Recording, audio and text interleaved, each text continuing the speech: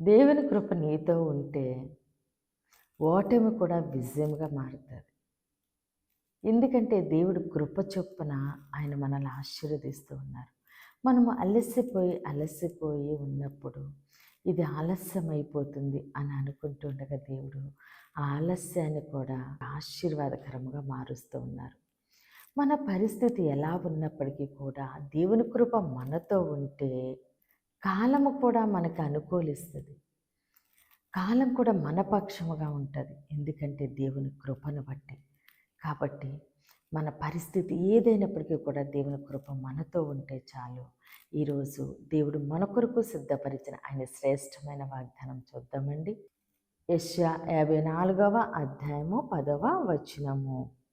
పర్వతములు తొలగిపోయినను మెట్టలు తత్తరిల్లినను నా కృప నిన్ను విడిచిపోదు, సమాధాన విషయమైన నా నిబంధన తొలగిపోదు అని నీ యందు జాలిపడు యెహోవా సెలవిచ్చుచున్నాడు. ఆమేన్. దేవుడి రోజు మనతో మాట్లాడుచున్న మంచి మాట, నా కృప నిన్ను విడిచిపోదు. ఆమేన్. దేవుడు ఈరోజు నీతో నాతో మాట్లాడుతున్నారమ్మా. నా కృప నిన్ను విడిచిపోదు.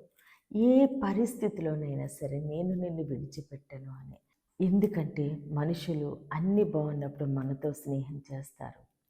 కానీ మన పరిస్థితి బాగాలేనప్పుడు మనల్ని విడిచిపెడతారు. కానీ దేవుడైతే ఎలాంటి పరిస్థితిలోనైనా సరే, ఇంకా నిజం చెప్పాలంటే మన పరిస్థితి బాగాలేనప్పుడు ఇంకా దేవుడు మనకి సమీపంగా వచ్చి ఆయన కృపను బట్టి మనల్ని ఇంకా దీవించి ఆశీర్వదిస్తారు. కాబట్టి ఆయన కృప ఎలాంటి పరిస్థితులను కూడా మనల్ని విడిచిపోదండి.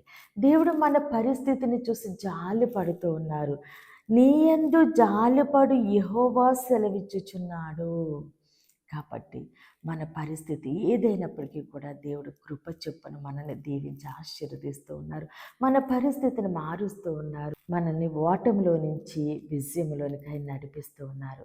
ఎలాంటి పరిస్థితి అయినా సరే ఆయన మార్చి ఆయన నిబంధన మన నుంచి తొలగిపోకుండా ఏ నిబంధన అయితే చేస్తారో, ఏ వాగ్దానం అయితే చేస్తారో, ఏ మాట అయితే ఇచ్చారో దానిని నెరవేరుస్తూ ఉన్నారు. కాబట్టి మన పరిస్థితి ఏదైనప్పటికీ కూడా మనతో ఉండేది దేవుని కృప మాత్రమే అండి. ఆయన కృప విడిచిపోదు. ఆయన వాగ్దానం చేస్తూ ఉన్నారు, మాట ఇస్తున్నారు, నా నిబంధన తొలగబోదు అని దేవుడు సెలవిస్తున్నారు. కాబట్టి ఆయన ఇచ్చిన కృపను బట్టి ఆయన మన యందు ఆయన నిబంధన స్థిరపరుస్తూ ఉండగా సమస్త ఘనత మహిమ ప్రభావాలు మనము దేవునికే చెల్లిందామండి.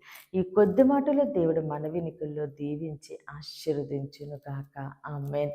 ప్రేర్ చేసుకుందామని అందరి కన్నులు మూసుకొని ప్రేర్లు ఏకీభవించండి. మహోన్నతుడ మహాగణుడ పరిశుద్ధుడా నీకే స్తోత్రాలు వందనాలు దేవా తండ్రి. ఇచ్చిన ఈ వాగ్దానం మా జీవితంలో నూరంతలుగా ఫలించునుగాక. దైవజనుల వారి కుటుంబాలు, సంఘాలు, పరిచర్యలు యేసు నామములోనే దీవించబడునుగాక. యెరూషలేముకి యేసు నామంలో క్షేమము కలుగునుగాక. దేవుని మాట పరిచర్యలో పాలుపగస్తులే భారం కలిగి ప్రార్థన చేసిన ప్రతి ఒక్కరిని దేవుడు బహుగా దీవించి ఆశీర్వదించునుగాక. అనారోగ్యంతో ఉన్న బిడ్డలకి యేసునామములో స్వస్థతలు కలుగునుగాక. యవ్వన బిడ్డలకి యేసునామములో మంచి భవిష్యత్తు కలుగునుగాక. వివాహాలు కావలసిన బిడ్డలకు ఘనమైన వివాహములు జరుగునుగాక. మూయబడిన ప్రతి గర్భము యేసు నామములోనే తెరవబడునుగాక. అయ్యా ప్రతి బిడ్డ నీ చేతులకు అప్పగిస్తూ చిన్న ప్రార్థన పాదసన్ని చేర్చుకోమని యేసుక్రీస్తు అతి పరిశుద్ధ నామందు ప్రతిమాని వేడుకున్న మా తండ్రి. ఆమేన్. ఆమేన్. దేవుడు మిమ్మల్ని మీ కుటుంబాన్ని దీవించి ఆశీర్వదించునుగాక. ఆమేన్.